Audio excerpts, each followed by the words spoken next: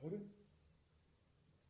वो बात बाहर कुछ फ्रेंडशिप में बात किए, लेकिन इन्होंने सिखों का अपमान किया। अरे हमने तो सिखों का आदर करते हैं। वो एक खास करके वो इतना बड़ा रिलीजन है जिसके लिए डॉक्टर आम्बेडकर खुद ये चाहते थे कि सिख धर्म एक बहुत बड़ा धर्म है। इसको अपनाने के लिए उन्होंने खुद पहले दिल में लाया था। ऐसे धर्म को इन्होंने किसी एक घटना को जोड़कर सिखों का अपमान हो। अरे डॉक्टर मनमोहन सिंह जी को हमने फाइनेंस मिनिस्टर बनाया।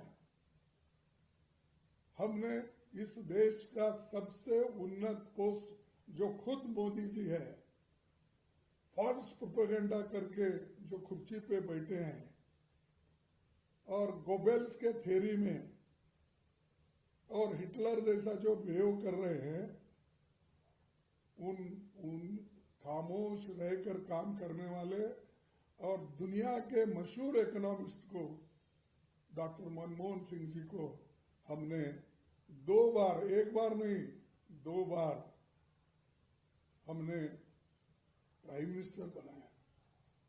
लेकिन तुम ना सिखों का आदर करते हो, ना दलितों का आदर करते हो, ना आदिवासियों का आदर करते हो। सिर्फ आपके दिमाग में दूसरों को नीचा कैसा दिखाना, इस तरफ आपका ध्यान ज्यादा है। और दूसरे इस 10 साल में इन्होंने क्या किया? कांग्रेस को गालियां देने के सिवाय कांग्रेस के आजादी के पहले घटनाएं को लेकर और आजादी के बाद के जो भी कार्यक्रम हुए देश के लिए, पंडित जवाहरलाल नेहरू जैसे जो मॉडर्न इंडिया के फाउंडर है, इन्होंने तो कोई एक नया ऐसा नहीं किए। और मेरे को दुख की बात होती है, पब्लिक सेक्टर जो हिंदुस्तान में बने हैं, उस पब्लिक सेक्टर को उन्होंने ये कहा ये दिवाला निकालने के कारखाने। उन्होंने यहां तक भी कहा कि ये पैसे वेस्ट करने के पब्लिक सेक्टर होते हैं। अरे HMT, HAL, BEL, जब देश में टेलीफोन नहीं था, जब देश में घड़ी नहीं बनती थी, ये खाने के लिए बनाए थे। तो ये सब इनके विचार ही घटिया है। और इसका मतलब ये है कि पब्लिक सेक्टर की हिफाजत करने के बजाय उन्होंने पब्लिक सेक्टर को खत्म करने की बात की। तो इसीलिए मैं ये चाहता हूं कि ये जो हमारे प्राइम मिनिस्टर है, इनके पास कोई आइडियोलॉजी नहीं है और देश के लिए कोई मार्गदर्शन करने का विचार भी नहीं। और ये भी बोल रहे थे मेरी कब्र खोदेंगे। अरे तुम्हारे विचार की विचारों का जो ये था, वो उन विचारों को हम कब्र में खोद के डालेंगे, ये हमारा कहना है। जो आपकी आइडियोलॉजी है, उस आइडियोलॉजी के बारे में बोले।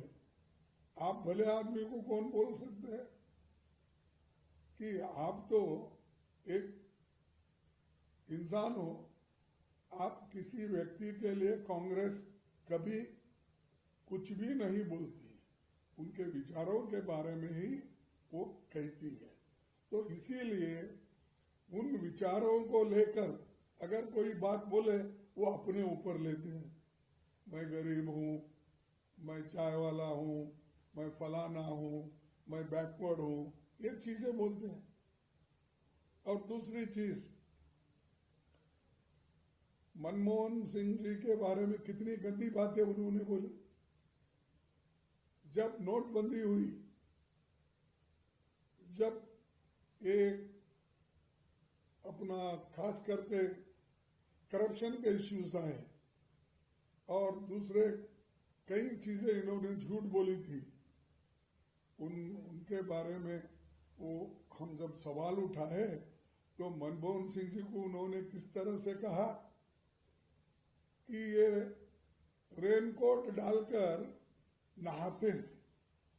अरे अपमान तो सिखों का तुम कर रहे हैं, मैं इसको कंडम करता हूं, और ऊपर से बोल रहे हैं उनको गद्दार कहा, ये कहा, ऐसी बातें कहकर जो कह रहे हैं, ये मोदी जी की मानसिकता दर्शाती है कि उनका कुछ मनोबल टूटा है और जरा मानसिकता से कमजोर हो गए। ये मेरा मैं स्पष्ट उससे जानता हूं, और वो उनकी जो रौनक थी वो कम हो गई, उनका 56 इंच छाती का बोलना वो भी कम हो गया। मैं अकेला भारी सबको, ऐसी अहंकार की बात करने वाला इंसान अगर देश के लिए, पार्लियामेंट के लिए एक गंदी बातें बोलता है तो ये देश के लिए अच्छा भी नहीं, उनके लिए भी शोभा नहीं देता। उनको एक डर है, जब राहुल जी उठते हैं तो क्या सवाल उठाएंगे, क्या बोलेंगे, कहां से क्या लाएंगे, ये डर उनमें है। इसीलिए मोदी जी सदन में बैठते ही नहीं। और इनका इंटेलिजेंस कुछ कहा, इसीलिए तुम प्राइम मिनिस्टर को वहां रिप्लाई देने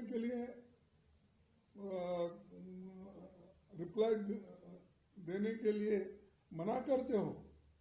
अगर आपकी इंटेलिजेंस इतनी अच्छी है तो पुलवामा गिलवामा जो हो रहे थे उस वक्त क्या कर रहे थे? हर जगह लिंचिंग हो रहे हैं, तुम्हारा इंटेलिजेंस क्या होत करते हैं? दलितों पे अत्याचार हो रहे, माइनॉरिटीज पे अत्याचार हो रहे, चर्च बर्बाद हो रहे, कहाँ है तुम्हारी इंटेलिजेंस? देश में इंटरनल सिक्योरिटी को मजबूत करने के बजाय तुम्हारी इंटेलिजेंस वहां काम नहीं आती। यहाँ मोदी के भाषण के लिए आप ये कहते हैं कि इंटेलिजेंस के रिपोर्ट थे इसीलिए मैंने भगा दिया उनको। तो ये जो है उनकी जो मंशा है, तो मानसिकता से एक तो मेंटली सफर हो गए, उनकी जरूरत है ट्रीटमेंट की। और जो पूर्व सेना अध्यक्ष का किताब अगर है, पेश भी अगर करे तो रिप्लाई दो ना, डिनाई करो हमने ऐसा नहीं किया, बात खत्म। 4-4 दिन 5-5 दिन पार्लियामेंट न चलाना ये फेल्यूर ऑफ डेमोक्रेसी है। और ये सरकार नहीं चाहती कि डेमोक्रेटिक पदों पे डेमोक्रेटिक तरीके से सदन चलाना। असल बात यह है कि मोदी जी कुछ दिनों से डिस्टर्ब है। सुना है कि एपिस्टाइन जो फाइल है उनका, और कुछ उसमें क्या है मुझे मालूम नहीं, वो जब बाहर आ गया, मैं भी पेपरों में पढ़ा, तो उसका मेरे को डिटेल मालूम नहीं है, लेकिन वो बाहर आने के बाद ट्रंप ने उनको पकड़ लिया। ट्रंप ने पकड़ते ही उन्होंने घुटने टेक दिए, घुटने टेक कर ट्रेड डील कर दिया। बलि किनको दिया? किसानों को दिया, दूसरे किसी को नहीं। इस देश का अन्नदाता, सबको अन्न देने वाला, उस किसान के, उन किसानों को उन्होंने बलि दिया। और यहाँ पर उनके जो वहाँ के एग्रीकल्चरिस्ट हैं उनको यहाँ आने के लिए उन्होंने न्योता दिया, और हमारे लोगों को गरीब बना रहा, और वहाँ रूरल अमेरिका के जो एग्रीकल्चरिस्ट है उनको अमीर बना रहा है। और वो खुद कहती है, उनके जो फॉरेन सेक्रेटरी है यानी फाइनेंस मिनिस्टर, वहां के एग्रीकल्चर मिनिस्टर, उन्होंने बहुत खुश है। उन्होंने बोला कि हमारे पास खूब पैसा आएगा, रूरल अमेरिका की इकोनॉमी डेवलप हो जाएगी। ये मंशा उनका है। दूसरी चीज मैं आपको खास बताऊं, दलितों के बारे में बहुत बात करते हैं। मैं 2014 में जब लीडर ऑफ अपोजिशन बना था कांग्रेस का तरफ से, यानी फ्लोर लीडर, मेरी की थोड़ी चीजें कम थी, लेकिन आपका डिस्क्रिशन था गवर्नमेंट का कि इनको बना सकते हैं। और स्पीकर ने भी लिखा, लेकिन इन्होंने फ्लोर लीडर को अपोजिशन लीडर में बदलने का नहीं किया। ये दलितों का अपमान तुम करते हो, और बात इन्होंने एसटी का अपमान किया, एससी का वो स्पीकर के जगह पे बैठा उसका अपमान। अरे तो असल अपमान आपने किया जो लीडर गरीबों के लिए लड़ता है हाउस में, उसके हकूक को छीनने का काम मोदी ने किया। इसीलिए मैं बोलता हूँ, मोदी जी आपके जो आंसू है ना, वो ये क्रोकोडाइल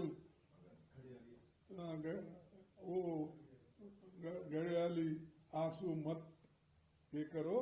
इसीलिए मैं मोदी जी के इस भाषण को खंडन करता हूं, और ये उनका असमतोल जो ये है वो उसको कभी मानता नहीं।